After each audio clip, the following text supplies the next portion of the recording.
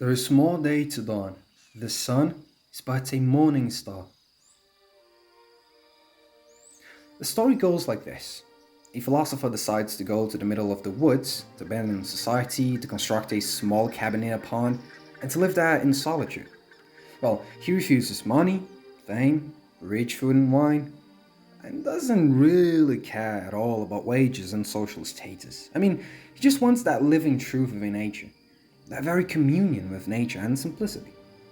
Uh, I know it may sound a little extreme, and maybe it is really, but this is actually the story of life of Henry David Thoreau, the author of the world literary classic Walden. I am Felipe Bertoldo, and this is a video on Walden and Thoreau's philosophy. Before starting the video itself, please consider subscribing and pressing the like button. This way you help me a lot. Well, first of all, this book review is not intended to convey the exact depth of it, but to communicate its importance to humanity and to invite you all to read this book and to find out just by yourselves its depth and meaning, which is the celebration of life and of its mysteries. And just as this book changed my life, I'm pretty sure the same will happen with many of you out there. I quote, "I went to the woods because I wished to live deliberately, to front only the essential facts of life, and see if I could not learn what it had to teach and not, when I came to die, discover that I had not lived." End quote. The world for Thoreau is poetry, living poetry. He often describes the processes of nature that he witnesses daily, and from everything takes a lesson seriously. The seasons of the year come with new challenges. From winter, as an example, the extreme reclusion and dealing with your own consciousness for long periods of time, forcing you to utilize your time intelligently, turning just to the essential facts of life, not to conventionality and indifference. Even the woodland creatures draws attention. Also the plants, the birds singing, the morning dew. The point is, everything is tied. From the roots of the trees and the ice of the pond to the woodland creatures' behavior and energy. Everything is tied to a unified philosophical structure. Truth is within nature, within the hidden structure of all things in this world. Well, this is to say Thoreau was a transcendentalist. He idealized this philosophical movement with his very close friend Ralph Waldo Emerson, who even entrusts the education of his own children to him.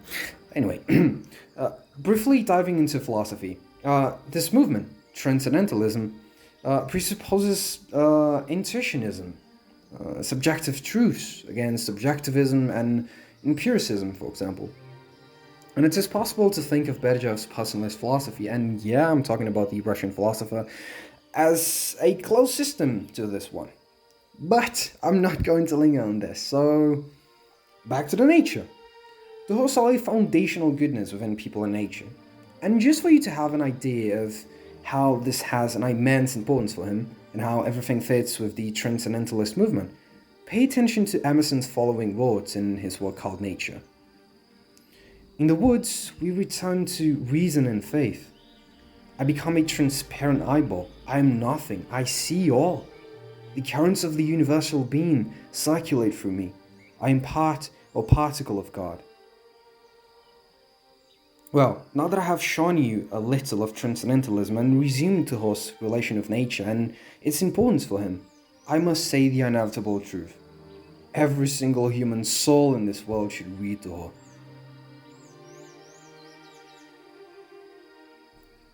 Walden is one of the books of my life. It is a cause of great transformations in me, and it still teaches me when I least expect it. Thoreau may not have been a university professor who wore expensive suits and relied on the finest concepts of philosophy, but he is still one of the men who taught me the most in this life. He was the one who dared, in the face of the abundance of rich people who talked just about expensive wines, to choose the companionship of a simple hermit who lived inside a hollow tree, for he had truth and sincerity. Thoreau chose simplicity, preferred to count half a dozen instead of a million. He fasted daily and encouraged a considerable reduction of all the superficial things in our lives. He himself said, We must learn to reawaken and keep ourselves awake by the infinite expectation of the dawn, which does not forsake us in our soundest sleep. And to the luxuries and comforts of life, he said, the wisest have ever lived a more simple and meager life than the poor. I could not measure the greatness of this book and how it is transformative, especially in the post-capitalist era in which we are constantly tormented by words as wages, productivity, sales. To calculate the importance of this book is even impossible, I would say. What I can, and I know I must do, is to invite each one of you to dive into this reading.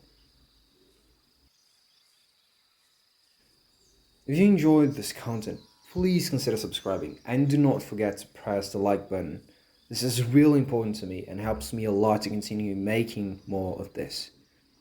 Thank you so much for watching. Until the next time.